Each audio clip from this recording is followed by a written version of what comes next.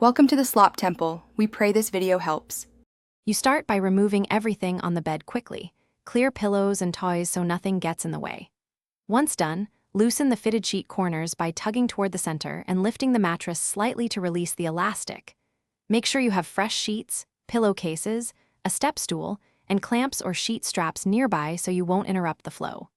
Doing these first steps saves time and prevents dropping items to the floor while you work on the top bunk. Climb the step stool and secure your footing before reaching the top bunk, safety first. Remove the top bedding in one arm and pass items down or place them neatly so you can work hands-free. Fit the new fitted sheet by anchoring one corner, then opposite, then the two remaining corners. This prevents rewrapping. Once the fitted sheet is snug, add the flat sheet and tuck the sides tightly with your hands, smoothing wrinkles as you go. Finally, add pillowcase S and arrange blankets for a tidy finish. Now return to the bottom bunk and use the same corner-by-corner method for the fitted sheet so it stays secure during use. Smooth the flat sheet and tuck hospital corners if you want a crisp finish. Make the pillowcase and blanket align with the headboard.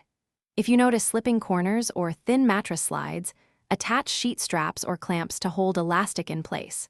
If a sheet is too small, swap sizes rather than stretching, and double-check the ladder and guardrails before you leave the bunk. Thanks for watching. Consider subscribing if we helped you.